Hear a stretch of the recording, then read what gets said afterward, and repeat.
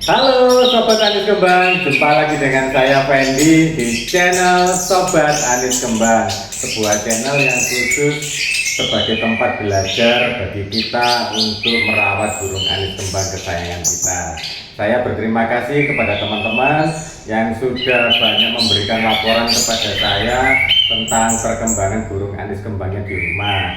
Mulai yang hanya ngeriwi, sekarang sudah rajin ngerol, bahkan sampai berprestasi di lomba. Nah, tapi masih banyak juga yang bingung gitu loh, membedakan burung anis kembangnya ini kurang birahi atau sudah birahinya pas atau malah birahinya ketinggian. Nah, seperti itu. Nah, di kesempatan video kali ini saya akan sampaikan, jadi membedakan birahi burung anis kembang. Untuk yang pertama, posisi kurang birahi, artinya burung ini belum mencapai pada titik birahi yang pas. Loh, kenapa itu bisa terjadi? Mungkin karena dia masih usianya masih trotol ya, artinya dia belum pernah bunyi sama sekali ya, masih trotol. Kemudian yang kedua, baru selesai mutasi bulu. Yang ketiga adalah baru selesai mabung. Nah, sepertinya di samping saya ini baru seminggu ya kamu ya. Baru selesai mabungnya seminggu yang lalu. Sekarang sudah bocor seperti ini. Nah, ini akan saya sampaikan. Saya tidak menutup-nutupi bagaimana caranya. Saya sampaikan agar teman-teman bisa bahagia bersama burung anis kembangnya. Jadi memang untuk membuat burung anis kembang ini bunyi seperti ini, prosesnya itu diawali dari kurang birahi dulu. Terus dinaikkan birahinya sampai pada birahi ngeplong namanya. Birahi ngeplong seperti ini masih birahi ngeplong, tapi ngeplongnya sudah mulai bersambung ya, seperti itu. Nah, kemudian naik lagi sampai kepada yang namanya birahi ngerol. Nah, disinilah istimewanya burung anis kembang. Kalau sudah ngerol, dia bisa berkicau seharian ya, tanpa mengenal lelah. Mungkin berhentinya hanya pada saat makan dan minum atau pada saat mandi. Nah, seperti itu. Nah, teman-teman tentunya akan ingin ya punya burung anis kembang yang ya seperti ini, nemenin saya bikin konten seperti ini kan asik ya. Burungnya nggak takut gitu ya, artinya dia nyaman aja, saya ngomong dia berkicau. Nah, teman-teman, jadi itu tadi ya, bagaimana sekarang membuat yang kurang birahi menjadi birahi Nah, seperti di konten-konten saya dulu, teman-teman, ada istilahnya mulai pengembunan, penjemuran, itu hal-hal yang bisa menaikkan birahi. Kemudian pemberian extra fooding itu juga menambah protein yang masuk ke dalam tubuh burung supaya birahinya naik. Ya, jadi memang biang keroknya atau bahan utama membuat birahi itu adalah protein, baik yang ada di dalam fur maupun yang ada dalam extra fooding hewani ya, seperti cacing, jangkrik, kroto. Nah, teman-teman, untuk memberikan extra fooding ini macam-macam. Kalau untuk trotol, saran saya ajari si trotol ini makan semua macam atau segala macam extra fooding. Di sebelah saya ini agak susah ini dia makan extra fooding kayak jangkrik. Biasa dia nggak suka, sukanya jangkrik alam. Kemudian saya kasih cacing 1 ekor, saya potong jadi 3, itu pun yang dimakan hanya 1 potong itu ya, nggak sampai habis. Saya juga bingung ini cara naikkan birahinya bagaimana ini. Saya tanya kepada pemiliknya, karena burung ini burung titipan gitu ya, bukan burung saya. Cuman saya berusaha membantu teman untuk memiliki burung anis kembang yang rajin berkicau, bahkan ditaruh di atas meja seperti ini, teman ngobrol bikin konten aja dia mau seperti itu. Nah, jadi sumber proteinnya dari hewani saya rasa dia sangat terbatas. Terus saya coba pakai kroto, dia suka, ya sudah, apa yang dia sukai itu yang saya berikan. Jadi kalau dia suka kroto ya saya berikan kroto gitu, sehingga nanti saya mengatur kapan saya berhenti atau mengurangi pemberian krotonya pada saat dia sudah rajin berkicau. Karena kalau terus diberikan itu justru akan semakin naik birahinya, nanti over birahi seperti itu. Jadi teman-teman memberikan ekstra puding pada burung anis kembang itu tidak bisa paten ya. Misalkan jangkrik 5 kali 5 pagi 5 sore, itu terus selama 1 tahun tidak bisa seperti itu. Jadi teman-teman juga harus memantau kondisi birahinya. Nah, memantau kondisi birahi ini yang kadangkala sulit ya, kadangkala sulit bagi teman-teman yang belum memahaminya. Nah, di video saya ini akan saya jelaskan. Kebetulan saya punya beberapa burung anis kembang, sehingga saya pun walaupun tidak datang ke lomba, tapi bisa ngetrack sendiri di rumah, mempertemukan anis kembang jantan yang satu dengan yang lainnya. Disitulah saya bisa mengetahui karakter birahi dari masing-masing anis kembang saya. Ada yang birahi kepada sesama anis kembang jantan, ada yang birahi kepada betina, ada yang birahi kepada saya perawatnya. Itu nanti akan saya jelaskan. Karena kalau tidak paham ini bisa bahaya gitu ya. Bahayanya apa? Ternyata anis kembangnya ini birahi kepada perawatnya. Nah, jadi dia nanti akan mengarah ke yang namanya ngebos. Ya. Kalau lihat kita pada saat dia merol itu kemudian lihat kita, dia diem, turun, ngejar kita seperti itu. Nah, cara mengatasinya bagaimana nanti akan saya jelaskan juga di video kali ini.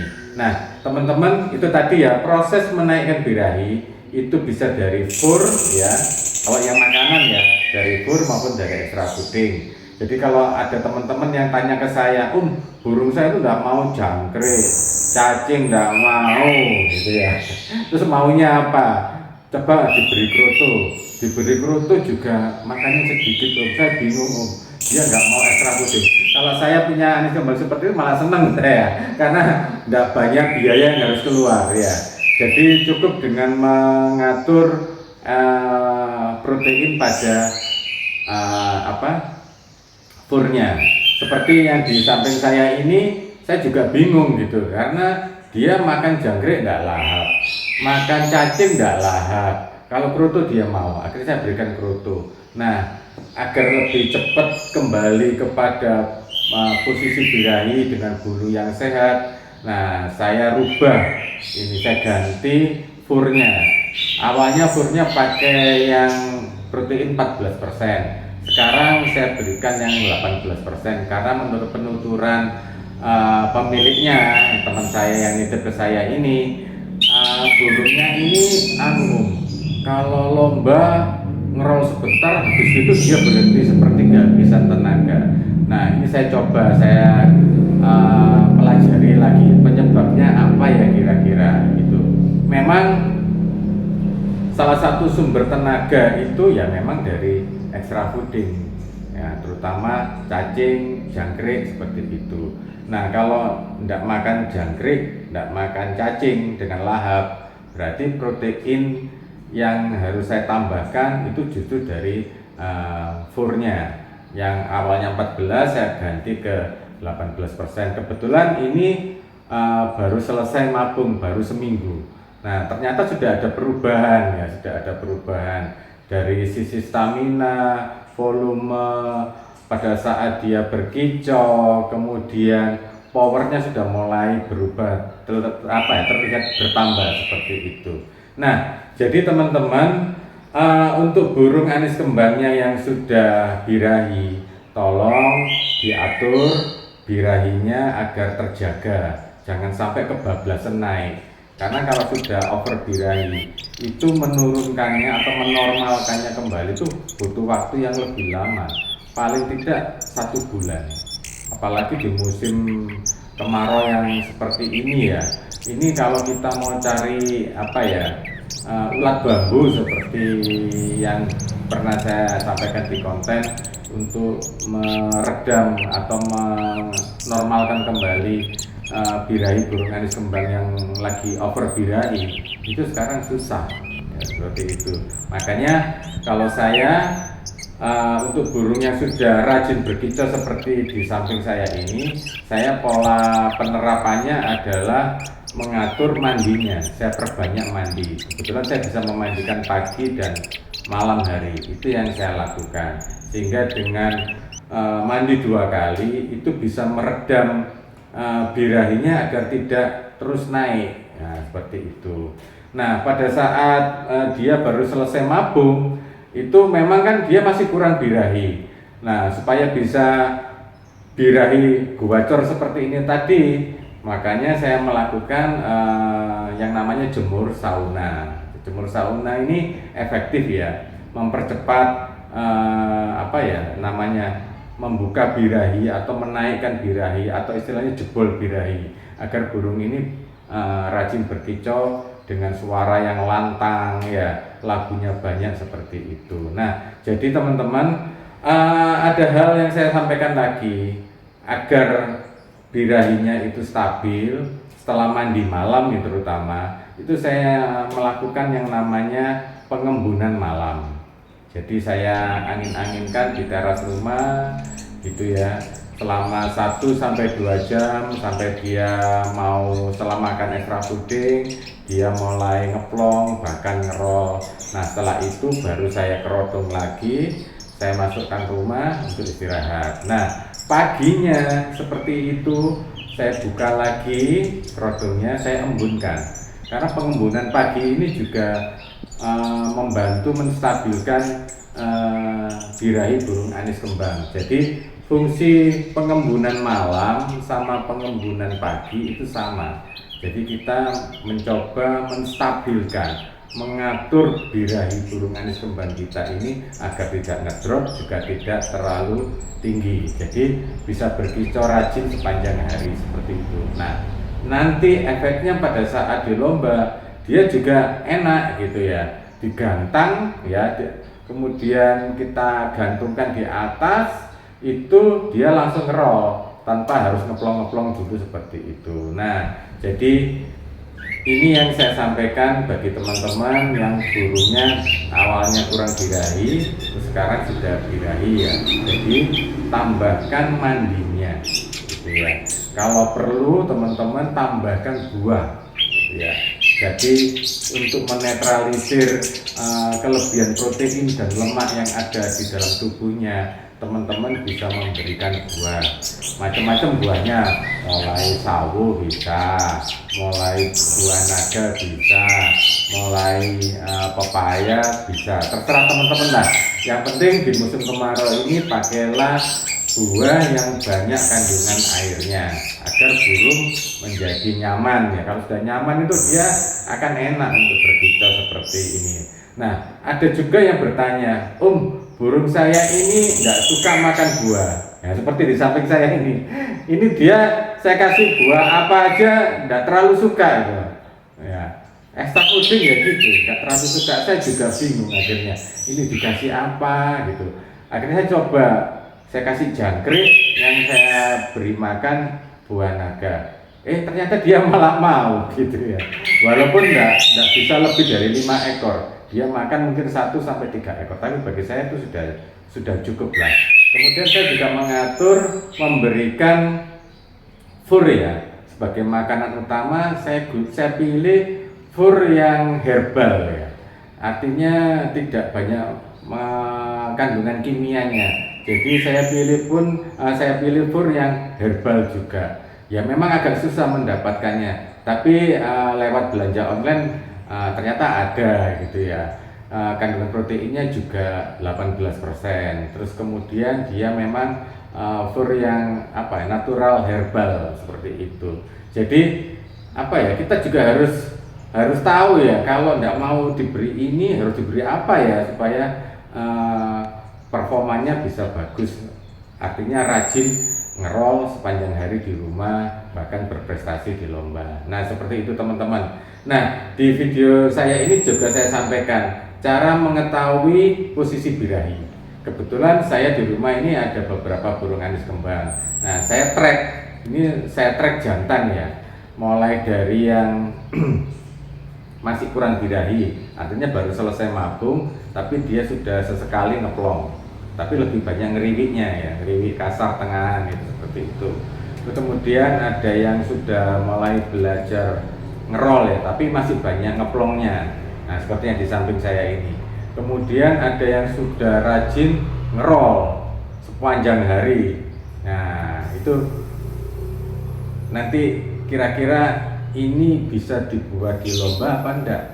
Ya, artinya rajin ngerol di rumah, nanti di lomba bisa enggak? Seperti itu. Nanti bisa teman-teman saksikan ya, prosesnya seperti itu. Nah, dari mempertemukan beberapa burung anis kembang ini, cukuplah seminggu sekali saja teman-teman mempertemukan untuk bisa ngecek posisi birahinya. Nanti akan ketahuan kalau kurang birahi, maka saya harus memperlakukan seperti ini. Kalau sudah birahinya pas, saya harus memperlakukan seperti ini.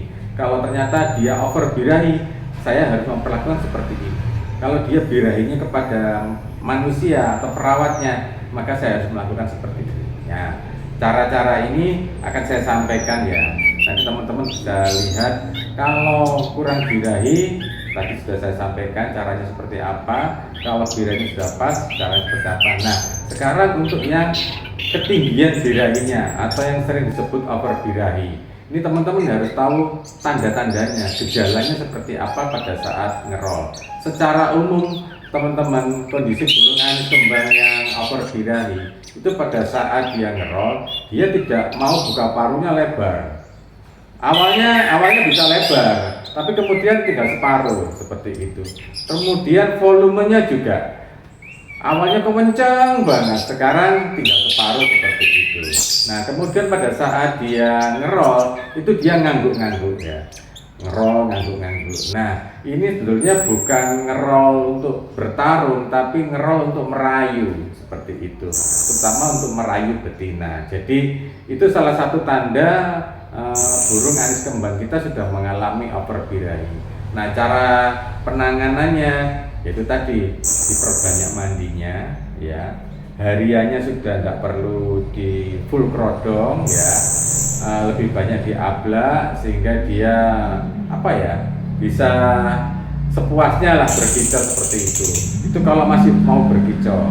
Nanti beda lagi penanganannya kalau sudah macet, tidak mau bunyi sama sekali. Itu justru bagi saya ada dua versi.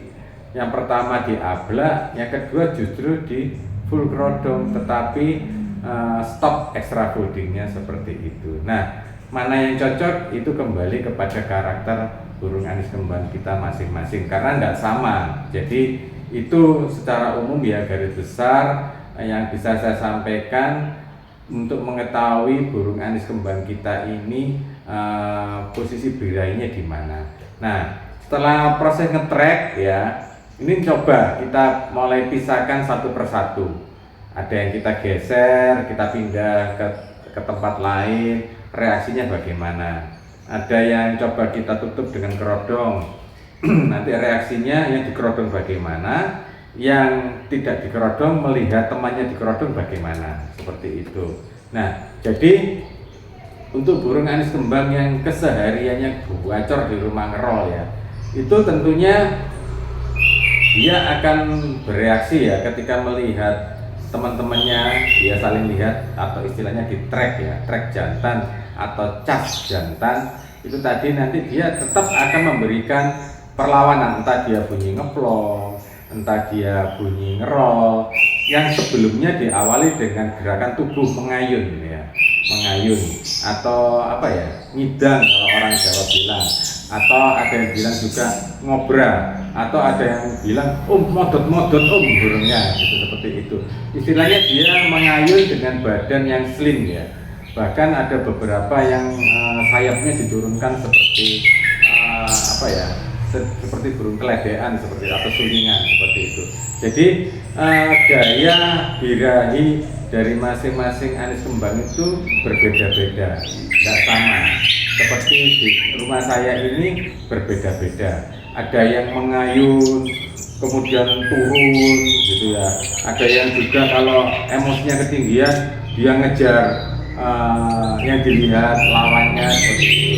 Ada yang kalau sudah birahinya pas, dia justru diam mengayun tapi diam, melamun, sambil matanya dikedip-kedipkan seperti itu. Kemudian dia memompa udara untuk masuk ke kantong udaranya sebagai persiapan dia ngerol.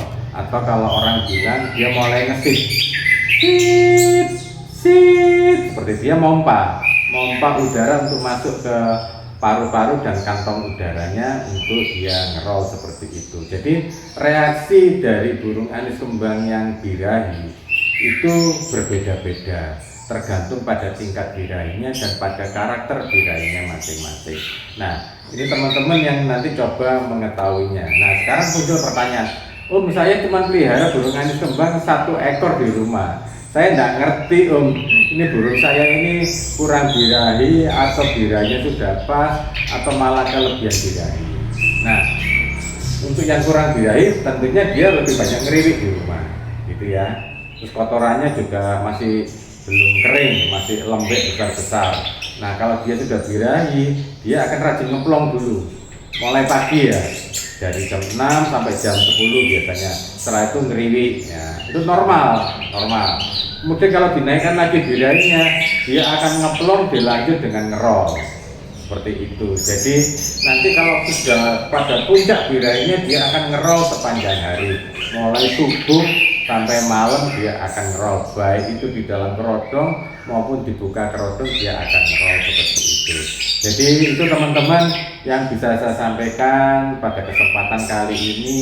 Bagi teman-teman yang masih bingung mengetahui posisi birahinya anis kembangnya ini ada di mana, bisa simak video saya, lihat satu persatu dengan seksama ya, jangan sampai salah rawatan. Jadi itu yang bisa saya sampaikan, semoga bermanfaat dan saya ucapkan terima kasih sudah selalu setia nonton channel Sobat Anis Kembang. Salam Anis Kembang. Ta-tip-tip, tarat.